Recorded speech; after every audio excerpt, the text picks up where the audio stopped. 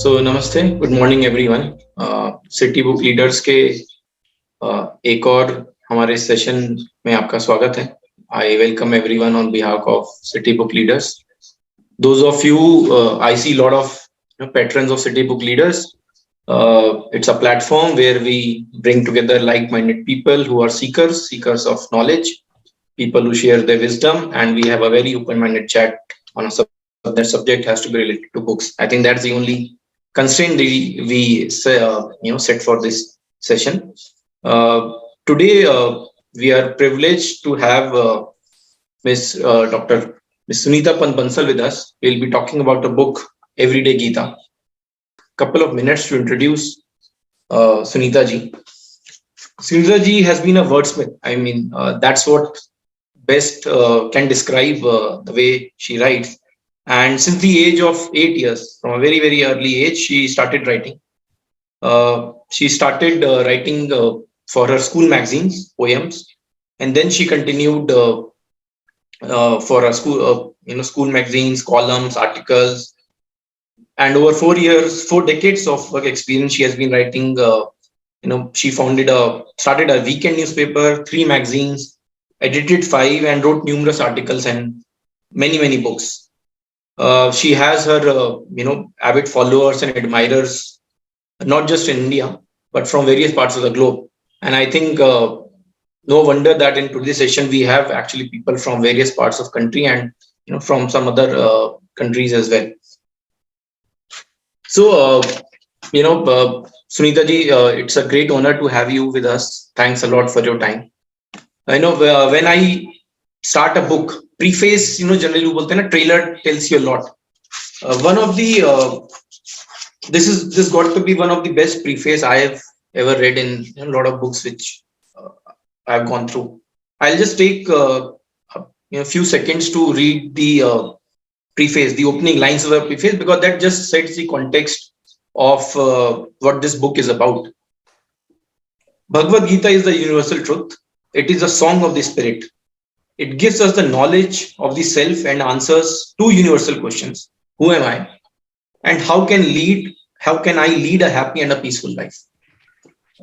This is something that some of us know, some of us don't know, that, these are the 2 great questions, and no better book on the in this entire universe than Bhagavad Gita. But what is very amazing about this book is it's called Everyday Gita. So for the 365 days, you have 365 days of the wisdom, right? You can actually just open a page and say, okay, what's it today? And ultimately, the genesis of the book is daily introspection. And that's, you relate to the 365 days of the calendar. Sunita ji से मैं अभी जब बात कर रहा था, she said, श्लोक वगैरह की हम ज्यादा बात नहीं करते, क्योंकि कई बार lot of people think Gita is for somebody who's it in 50s, 60s. But if you read through this book, what you'll relate is it's as relevant for an 8-year-old and, for a corporate professional, for a working person, for a sports person, anyone, any walk of life, Gita is absolutely relevant for you. It's and on that note, Sunita ji, I have a couple of questions for you. So thank you, Nipun, for introducing me so beautifully. And thank you, Mohit, for involving me in this lovely forum. So many people. And now you can ask me questions. Okay, great. Sorry. So first question, a very, very obvious question is how they're written by authors over the ages. But this is a very brilliant idea, very innovative one of Everyday Gita. How did this idea come about to you? Well, before coming to the idea of Everyday Gita, let me tell you when the whole concept of Gita started with me. It started with this little book. This is a tiny Gita which my Dadaji gave to me, my grandfather gave to me. And I must have been like, this is a tiny little thing. This was given to me by my Dadaji when I was I had just entered teens, And, but I didn't read this. I mean, this is in Sanskrit and I wasn't really fluent in Sanskrit. And it was very, it looked very difficult and, with this kind of print. But what it told me was that my Dadaji, who's a reader, felt that maybe I should read books like this, because my family is of readers and we're reading all the time. And I was onto fiction because, teenage, you generally are into fiction and, what kind of fiction, adventure, romance, and all that. So when Dadaji gave me this, I felt that, he's trying to tell me that, beta, now you're intelligent enough, capable enough to understand books on spirituality, philosophy, religion.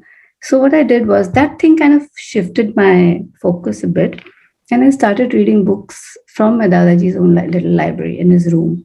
And that was my journey into, Gita and basically yoga and Ayurveda and a whole lot of other things. And that's when I read a lot of Gitas, plenty of Gitas. He had a whole stack of Gitas by, Radha Krishnan, by Prabhupada, by, a whole lot of people. And I would read them, try to understand. And some things I could understand, the others I couldn't. Because somehow they were like, they were there and I was here. And it was it was not relatable at all. I just could not really understand that why should I even read this? But then, because I felt that this is something which my Dadaji feels that I am able, I should be capable of. So I kind of pushed and I kept on reading. And after reading so much, I realized that, these things should be given in a simplified manner. But honestly, even now, you really don't find books that are simple enough for adolescents or young adults to read. So that's when, whenever I started writing very early. But when I started writing this kind of, mythological stuff and spiritual and philosophical stuff, I started simplifying. My first thing was to simplify. So, but simplifying stories like Ramayana, Mahabharata, and all, they're simple because it's a story, it's a linear thing. The narrative is very clear. Gita was something else. Now, when you see Gita, it's like 700 verses. How do you simplify them? It was a task, and it's not a story, it's not following a storyline. So I decided that, it has to be done in a very different manner, which is understood, should be understandable. And that's when another thing, from my own family, which was there in my head, came to my help, came to my rescue. Now, my Dadaji and my daddy, both of them, would write diaries on a daily basis. And they had this diary called Gita Dandini from Gorakhpur Press, Gita Press. And they would fill it up. And in that diary, there used to be a shlok of Gita and its meaning, and then the blank page for them to write. And that kind of got stuck. And I felt that this is such an easy way to give Gita to a person, 365 days. From there, the seed was there in my head, which germinated after many, many years. And I started, I culled out 365 verses from 700, the most relevant ones I felt. And then I started simplifying them. For simplification, I, looked around and I felt that it has to be relatable. And for it to be relatable, it has to be from our life, from things around us, from where we live, people we're interacting with. So those observations of mine from my own life, that understanding, I started putting into the explanations, that I made of the 365 shlokas that I picked up. So that's how this, everyday thing came up, that a person should pick it up, read a verse, understand the meaning, and it's written very simply, understand it, and, try to imbibe it. And then, it became the whole thing. I wanted to make it as simple as possible, as relatable as possible, something which my children, my daughters would understand. So the idea was that if I can relate to 20-year-olds and 30-year-olds, I've done my job. Because that's the kind of time when people are a little confused about lots of things, about jobs, about relationships, about many, many things. So that's the time when this Gita is immensely helpful. I mean, it has helped me all my life because I've been reading it literally forever. It has helped me a lot. So I felt that if I make something like this, which is for every day of the year, like a calendar, then it might be more useful than the regular Gita, which is very daunting to see a thick Gita and you read and it's all Sanskrit and first you try to decipher that. It's extremely daunting. So I have not written any Sanskrit in this. There's not a single Sanskrit thing here. It's a simple, straightforward English. So that's how 365 Gita happened. Interesting. So it was diary Gita the Indini, which Yeah, inspired. yes, yes. Oh, very interesting, and I must say, yeah, it's very simple. It's very relatable. You said 20 years, 30-year-olds can relate. I am a 40-year-old, and no, I was completely blown away because you can relate to the examples, and I think it's a fantastic thing. Sunita ji, what would be your key learnings from Gita, which you would like to share with us? Which can help any one of us to lead a life full of joy and Uh, happiness. Key learnings. You see, key learning is something which the first thing which I understood was and that started when I was reading so many Gitas.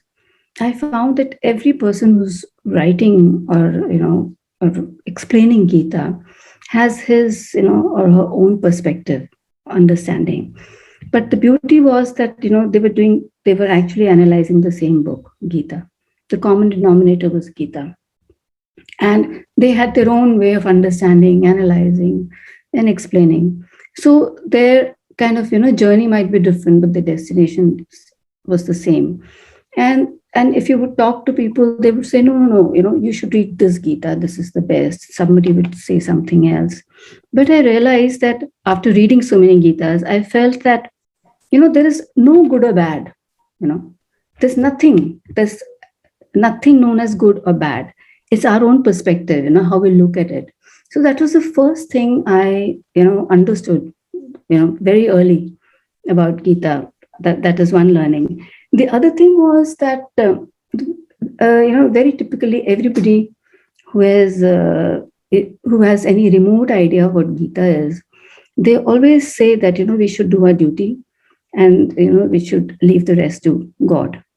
So that is something which is so easily said, but then how easy is it? Is it easy? It's not so easy. So then I realized that there is a subtext to this. It is not just this particular sentence, but there's a subtext. And the subtext says that there should be no expectations. So that is something, these are the little hidden things that I discovered while reading many Gitas. That the subtext is not to have expectations. So you go ahead and do your duty, but you should not have any expectations. And that is why it makes sense that when you say you do your duty and then let God do the rest. So that was my another very big learning, which I would say that and that I made it like a motto for myself, that I'll do my best and let God handle the rest. So that kind of became my motto. So that was another very, very important learning that I had from Gita in childhood itself, in my adolescence itself. Then the main thing which I feel that the ultimate learning of Gita is detachment. That I felt was the essence of Gita. And this word detachment, you can fit into any aspect of your life. And then you'll realize that, how it changes the entire perspective. So that is one thing I realized, that all the learnings apart, this is the main thing, the essence, learning to be detached. And once you've mastered that, if you've understood what detachment means, and if you've, kind of imbibed it, and if you're able to use it in your life, then life becomes very simple, It becomes, the whole thing becomes actually enjoyable. And as I keep telling my children also, treat life as a game. Because if you're not attached, if you're detached, then you can actually look at life or relationships or work or anything like a game. Because game you play and then it gets over and then there's another game. So detachment, if you understand, if you crack the word detachment, that is what happens. That is where you get your peace and happiness and everything. So these are my learnings from Gita, and there are only 3 for me. No, very well put. Completely. Yeah, these are interesting. The example of gardener, for example, which you gave in the book, right? A person who does gardening as a hobby seeks Yeah. joy from the fruits of labor coming in the form of beautiful flowers blossoming around. There are no expectations. You and the kind of effort that you put, even with the limited functional knowledge, if I would say, is phenomenal. On the contrary, you have, if a gardener is hired, their expectation might be just to impress their owners to get a salary hike. And I think that is a very, very, No, because the gardener, you see, the gardener is weighed over by the expectation because he has to do. This is stress. This is correct. called. This is what stress is all about. Yes, the poor fellow is stressed out because he has to please the master. That the flowers are coming or not coming, the fruits are coming or not coming. Where is gardening in this? This is a task for him, and that becomes stressful. So if there are no expectations, if he loves something, is passionate about it, and he does it for the sake of love of it, then there are no expectations, and that's when he would love it, and he'll be totally blissful. He'll be stress free, and that's the main problem. With our lives these days, stresses, millions of them, millions of them. So that's what Gita helps us to combat. Great. I have lots of questions, Sunita ji, but what I'll do is we have some questions pouring in from some of the participants. We have Miss Raj Lakshmi ji who has a question for Sunita ji. Yes.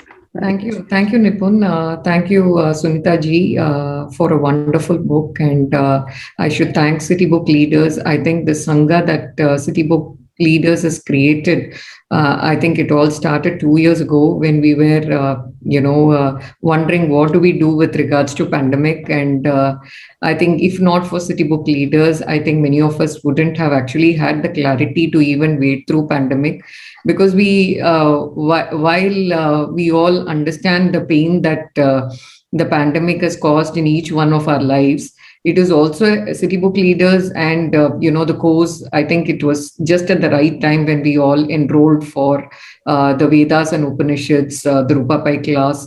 And all of us have actually been a family over the last couple of years, learning from each other, being there for each other. I think, the internal peace that we've all wondered whether it's actually possible. I think we all eagerly look forward to in such common sessions, and we have not missed an opportunity if there is a common course that we can all enroll so that we can share our learnings. So I think overall, it has all helped us get clarity in our lives, a better perspective. And I didn't want to miss this opportunity when Mohit actually talked about this book. We just exchanged few messages, and here it is again, and not a single opportunity I think any one of us in the Sangha would miss if it is meant to, meet the same alumni, if I may say so. That's a good word for it.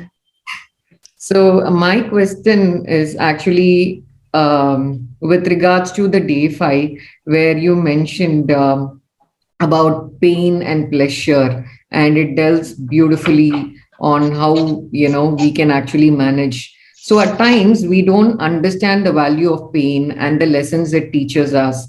Pain helps us see things more clearly, while at the same time blocks our thinking too. So how does Gita teach us to handle pain and pleasure to our benefit? I think this is something in relation to the detachment that you spoke about very beautifully. While we all understand, we have to cultivate that habit of detachment. At the same time, as parents, we become overprotective, and at work, we want to excel. So how do we make sure this pain and pleasure actually helps us become a better person? See, again, any emotion that we have is because the emotions are coming because of our senses, because they are being bombarded by various things. So that's how the emotions get created. Pain and pleasure being, again, anger, pain, pleasure. There's so many of these emotions. The trouble is that what happens is that we get attached to the thing that is giving us pain or pleasure.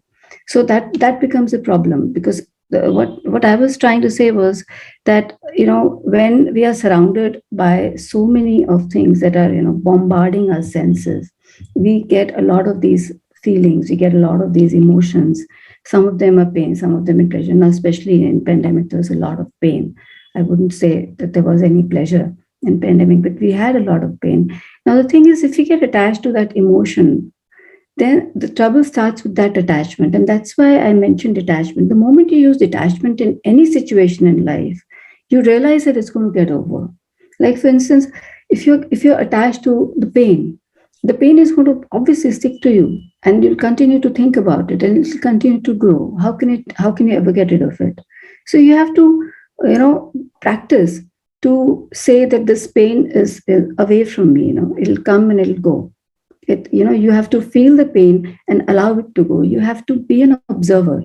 You have to, learn to be an observer, to see that this is the reason the pain came to me, and okay, I'm going through it. Obviously, everyone goes through it. There's nothing wrong in going through it.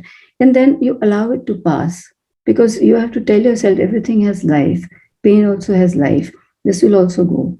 So that is how, you become an observer. And that is where detachment is. You become a detached observer, see the pain, feel it, and let it go out of your system. And that is how detachment helps. That is how Gita helps, in understanding that. The same thing happens with pleasure.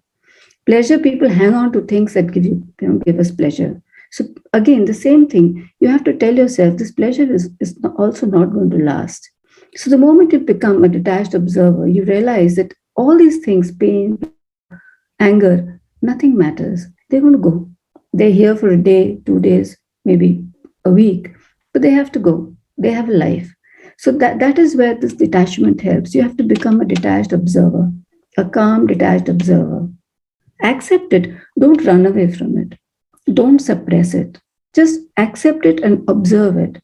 And once you learn that trick, once you learn that, you find that it becomes very easy to move on. Great. We have Anilji. Anilji, you want to ask this question? Yeah. Thank you, Nipun. And thanks, Mohit. I completely agree with what Raji said. I also second to everything that she said. Being a part of this group has been quite enlightening. Sunita ji, thank you very much. I had a question. It's probably to understand the relationship between a yogi and empathy. I just wanted to hear your thoughts on these two. The definition of yogi itself is an empath. What is a yogi? If you understand the word yogi, the moment you understand what a yogi is, you'll understand that empathy is part of him. That is the definition. For instance, yogi is one who is one with the world, one with nature. Isn't that what a yogi is? Yoga is like, he's kind of one with nature. That is what yoga is. So if a person is one with nature, then obviously, he understands what other living beings are. He understands that there's the same principle running through all the living beings. You see, that is what the understanding of a yogi is. And once he understands this, he's automatically going to be very compassionate, because he's going to feel the hurt of a person who's hurt, whether it's an animal or even a plant or, any living being. So that is what a yogi is. So yogi has to be an empath. The very definition of yogi means that he's an empath. So that is what a yogi is, that, he understands how the other living being is, because they are the same. It's the same living principle. We are all having the same principle, the same, as I call it, Krishna principle in all of us. All of us have Krishna principle. So obviously, if I think that you are the same as me, your pain I'll understand, won't I? So that is what a yogi is, an empath, by definition. Thank you. Right? In fact, when I read day 13, I liked two words which I'd like to mention: restlessly active and actively restless, and calmly active and actively calm. I mean, these are terms that take some time to sink in, right? When you read this. Yeah. But when they sink in, then it suddenly, it switches on certain lights, isn't it? Absolutely. Yeah. Thank you very much. Right. Thank you so much. Neetaji, you would like to ask a question next? Yeah. Thank you so much for giving me this opportunity to ask. And Sunita ji, I've been listening to what Nipun has described about you, and I'm really very, very impressed. And my question to you is very simple. I've been, trying to read the Gita. Yeah. And I think I have not read your book, and I'd just love to get it and read it. But my question to you is, the Gita has been written in Sanskrit. right? Do you think the essence of Gita is incomplete without understanding or being able to read it in Sanskrit? Are we missing something? Because Sanskrit, of course, it's the language of the rishis, the sages. Are we missing something by not being able to read the Gita in Sanskrit? And would a knowledge of being able to read and interpret contribute more to the meaning of Gita? Oh, thank you, Nita. I don't believe in that. It's like, I'll tell you what, if you understand the essence, language really doesn't matter. Do you really believe that essence is in the language itself, or is it in the words that person is trying to convey? And in Gita, Krishna has repeated himself number of times, and that is why I was able to take out 365 out of 700. It's repetitive. It's like, when you're telling your child something, you tend to repeat. So Krishna has also done the same thing. Language, it has been translated by very many people. And if you read the translations, and I've read it in Sanskrit also, because later on, when I learned Sanskrit, I read it in Sanskrit also. But, whatever you understand is something which is in essence, which is something very small. Out of all those words, it's a small little thing that you understand. So language at that point really doesn't matter, because while you're reading 700 verses, the whole thing, gets into your system. So I don't believe that Sanskrit is important. I don't believe Hindi or English, any language is important. What I believe is that once you've understood a simple thing like detachment, as I said, it's the essence, you don't really need to read the entire Gita. For me, essence is something which is more important. The more you try, the word try, the more you try to read Gita, try to understand it, you are not going to do it. Let me tell you. You're not. Anything, if you're trying, that means you already are putting in effort. That means you're already tuned to create, making an effort. Gita doesn't require effort. It just doesn't. It requires like a eureka moment. Oh yes, this is what it is. This is what Gita is. It's not really something that you should be scared of, or even attempt to read or try to read. Find some person who's going to translate us. Yeah, please don't do that.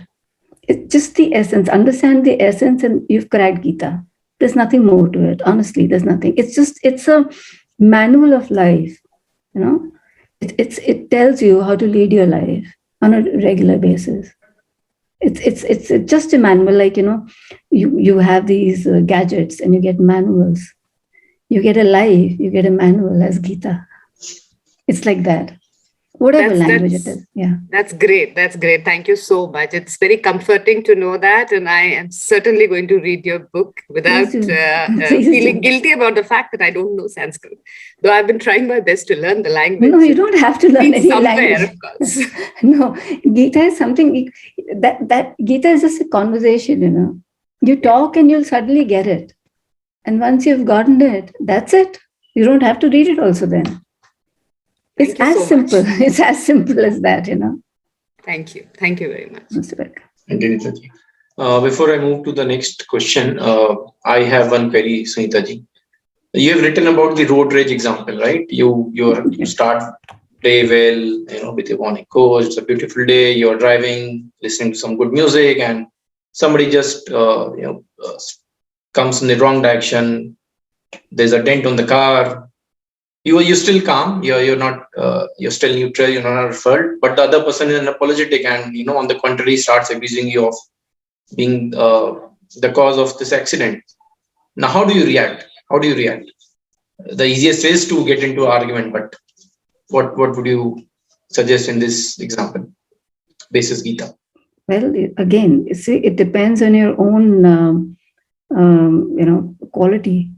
As Krishna talks about 3 qualities, that is how a person reacts.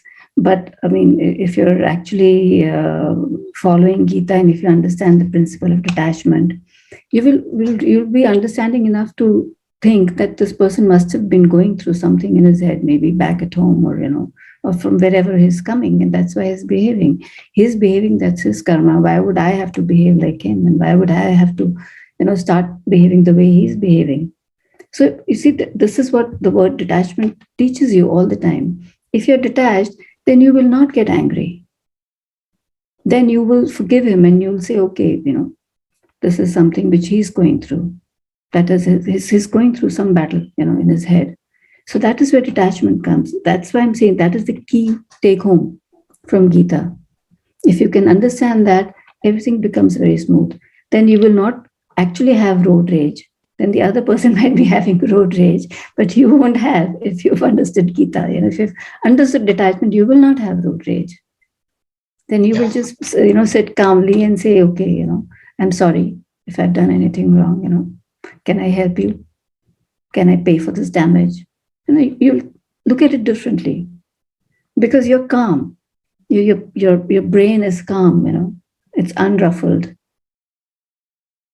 That is and the more I think, what happens is if you go through such an incident in the morning, it your plays you in your mind through the day, and you spoil your entire because day. You've created turbulence in your head. Your mind is turbulent now. The turbulence is going to come out some way or the other. You'll go and probably yell at the chowkidar, who's there helping to park the car, or maybe a junior, or maybe a secretary, or maybe the peon is bringing you tea. You won't find the tea good enough. So it just goes. It's ripple effect. It goes multiplying. So, but if you are detached, then you're not going to be, affected by this. Then detached means that you're not going to be attached to this emotion of anger. Anger may be there for a few seconds, but then it'll pass. So that is where I mentioned detachment is the essence. And that is something that needs to be cracked. Thanks. I think, that was helpful. I think as somebody popped out, we need Delhi police also to create a copy of this message and circulate to people in Delhi. Road rage. Yeah. Ms. Hamsini ji has a question for Sunita ji.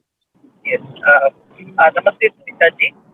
There is this very important one which a lot of people I have spoken to or sometimes get very sensitive about it. But see, there's this very famous quote from the Gita which says, the yada yada yada dharmasya glanir bhavati bharata abhyudhanam adharmasya tadatmanam sadamyam.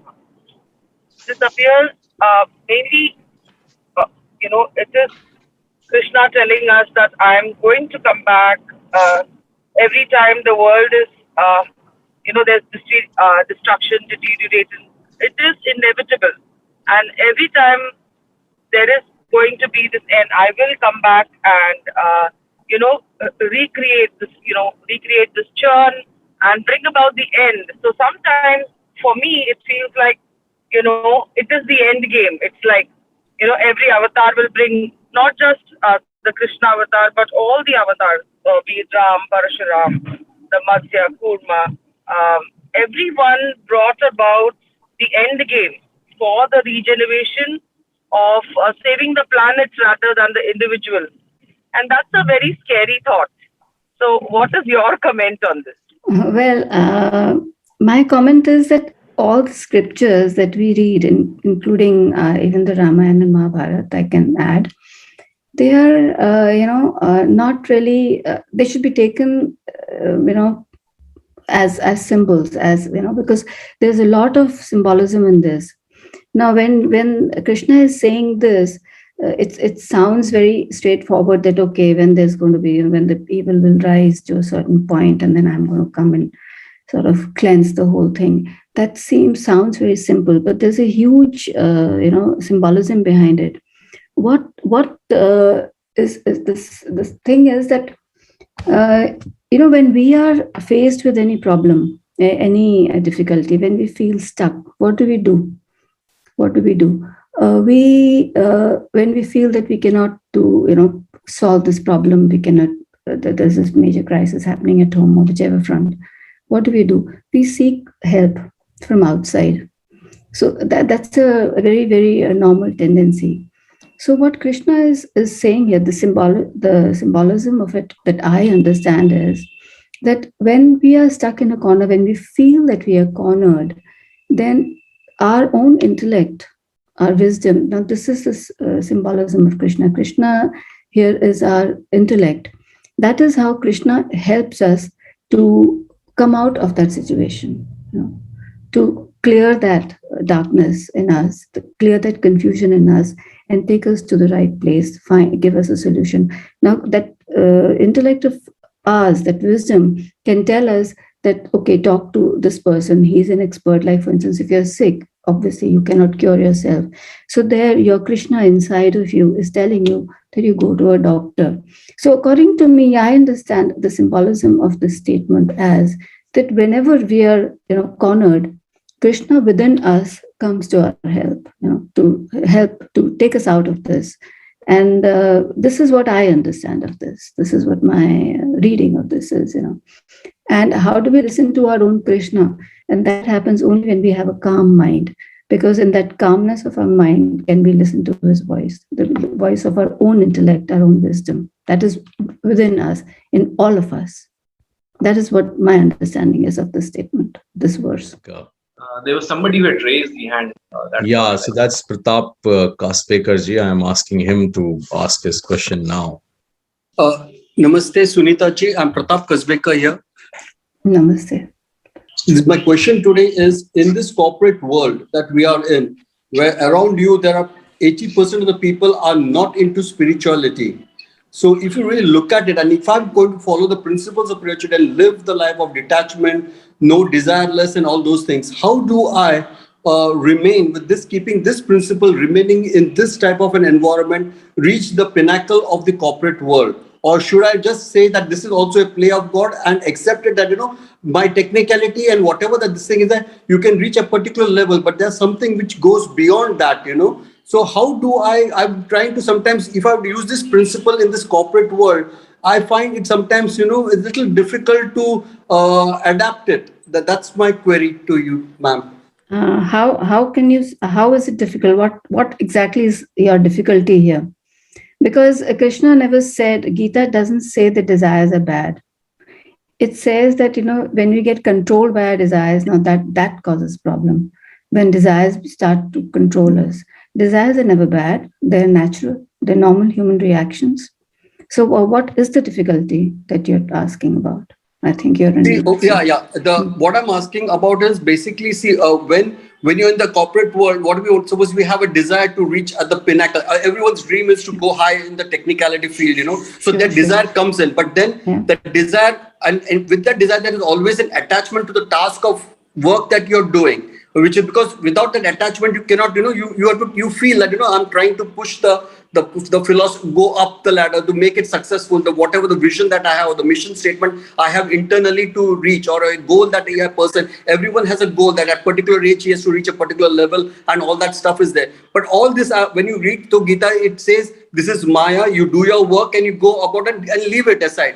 But then what happens, that time you again, then, I sometimes feel you go lay back, that sometimes I feel, okay, then let God handle it. And I don't take that responsibility. Then the responsibility, I leave it to God. I don't become a responsible person. I don't have the authority. That's what I start feeling in. No.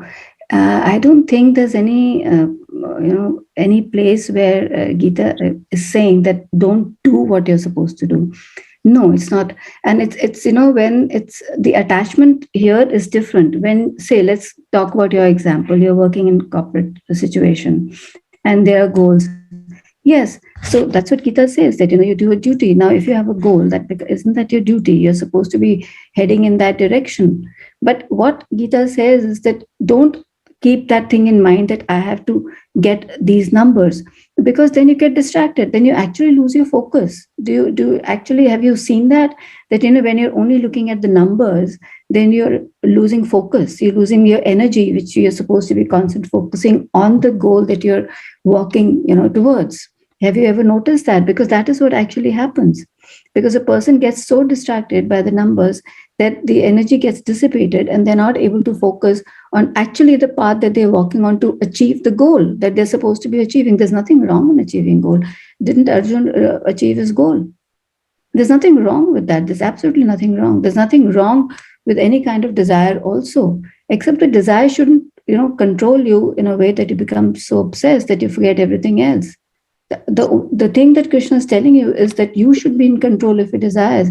You should be able to harness those forces. The desires are forces that you can harness. They're like the horses, they're running in multiple directions, 5 senses, 5 different directions. You're supposed to be sitting there harnessing them so that they walk the path that you are telling them to walk on. That is what Krishna is saying. That is what Gita is saying. It is not saying desires are wrong. At no point does it say desire is wrong. It doesn't say that don't work. It doesn't say that let the work be done by God. No, you go ahead and work. You do whatever you have to. But the final end result will be in somebody's hands. We are calling it God. You can call it anything else. You don't have to call it as God's hands. But you give your best. And like my motto is that I'll do my best and let God handle the rest. But that doesn't mean that I'm not doing anything. I am doing. I'm writing a book.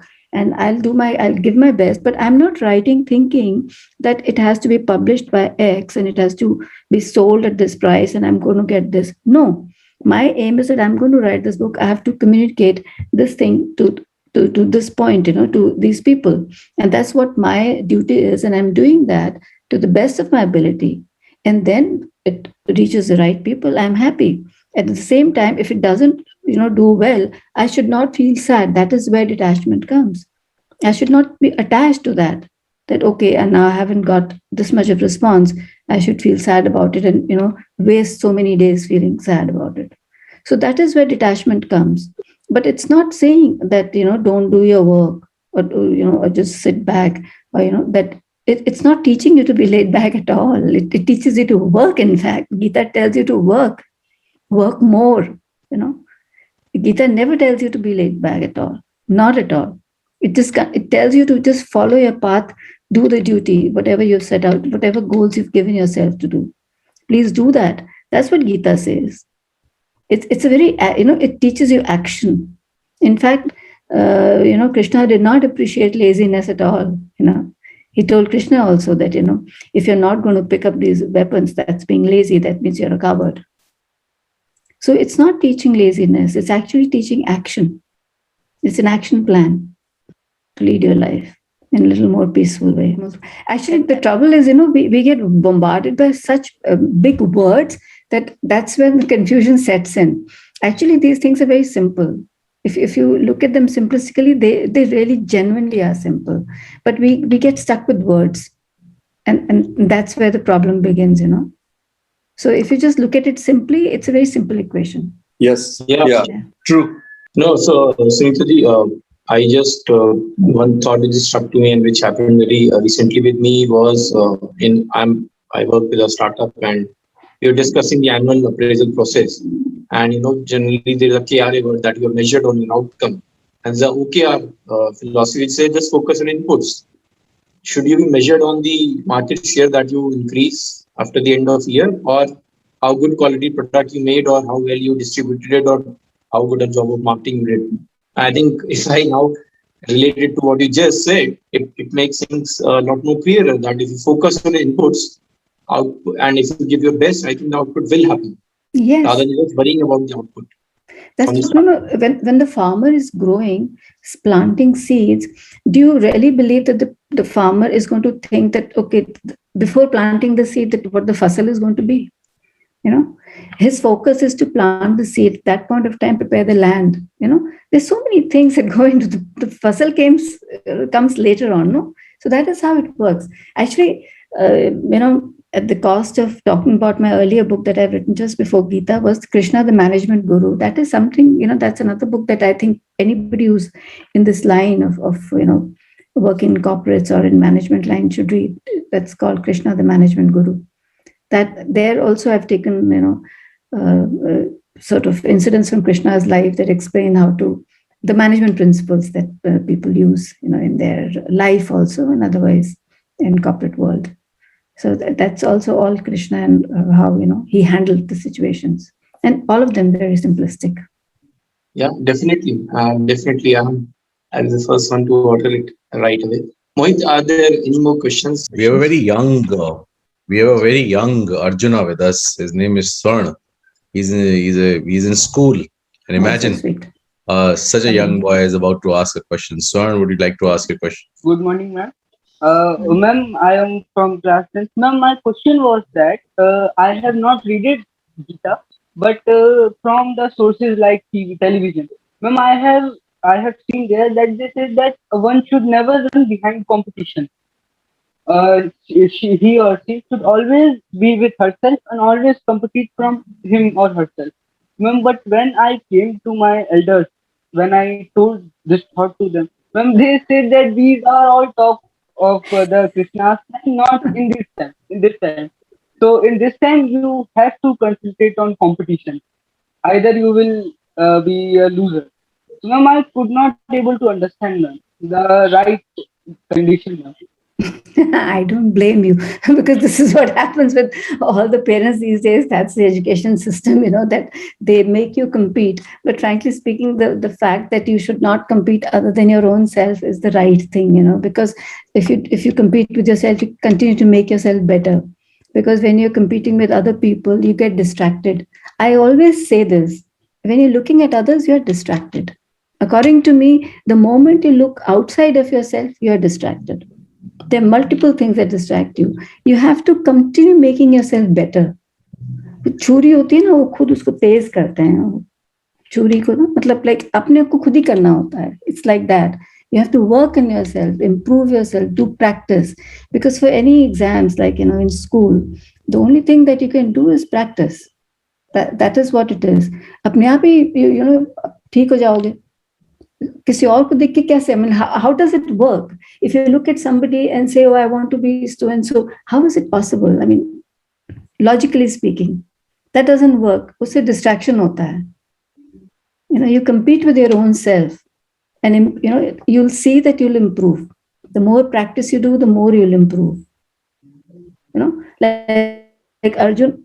Arjun never thought that I'm competing with somebody. He was doing his own practice. So he was a great archer. And if you read all these books, you'll realize everybody was doing their own thing. And people who were looking at each other were the ones who were actually having issues. Duryodhan was having issues. All these people who were looking at others and saying so-and-so is better than me were having issues. जो खुद अकेले practice कर रहे थे, they were brilliant. So I will tell you this, at the cost of upsetting your parents or anybody else in the bargain. But you are your own competition. Yeah, if Sachin wanted to bat like Sehwag and Sehwag wanted to bat like Sachin, it's not possible. It's a very strange thing. I find that people are making the children compete. How can you compete? If you compete with yourself, you're 100% definitely going to improve. Because every day, if you're telling yourself, "I'm going to solve these many problems, and this is the speed I'm going to have," you automatically work on your own speed. Look at the runners, look at the sports people. They're not competing with each other. They're actually working on themselves. They're improving their own speed, their own techniques, their own everything. They're not looking at somebody else. That's extremely distracting. So that is something which I do not agree with any parents. See, I mean, I never felt that I have to compete with anybody in any field, whether in school or anywhere else, or in writing, because everybody is an individual and they have their own limitations, their own capacities, their own capabilities, and only we know our own, so we can work on our own, on our own, enhancing our own capabilities, working on them. Nobody else can do it. So that's a myth. Competing. Correct. Sunita ji would have actually loved to have this conversation going, but for some other day. I think this book has been a revelation personally for me, and as I could sense for a lot of us who have read this book. So thanks a lot for first of all writing this book and bringing your own perspective in this session. I think it was immensely fruitful for all of us. I think my personal 3 takeaways, and just to make it very easy to remember for myself, I'll call it 3 Ds: desire, duty, and detachment. I think these 3 things I will take away from this discussion. Okay, that's another D. And really, take only one, take only detachment, and that's it. End of the story. You try to crack that term detachment, and that's it. And your life will be made. No, yeah, absolutely. This is what happens to us every day. That road rage example, जो सुबह हुआ be with it. I was just reading. I'm also, while I love reading books, I also learn from sports.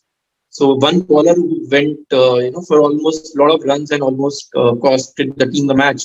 When MS Dhoni came to me, just said, "Finish the over, forget it. It's over. You don't need to carry this in your next match." Exactly. I think that's one simple form of detachment. Which that is detachment. That is detachment. You don't carry it forward, because only when you're attached that you take it forward. If you're not attached, then how do you take it? Because you have to be attached to something to take it forward. And if you leave it behind, you're detached, then it doesn't, travel with you, not even to the next day. So that's why I'm saying detachment is the key, thing in Gita, the essence of it, the key to a happy life, a peaceful life. Absolutely, it was so lovely to have spoken to you, Sunita ji. It's been thank you. The pleasure is mine. Day. We wish you all the best, and thanks everyone for joining in this another, I would say, enriching session of CPL. And thanks Mohit for organizing this for us. Thank you, Mohit, and thanks Nipun. Thanks a lot. Have a good day. Bye. Thank you. Bye bye. Namaste.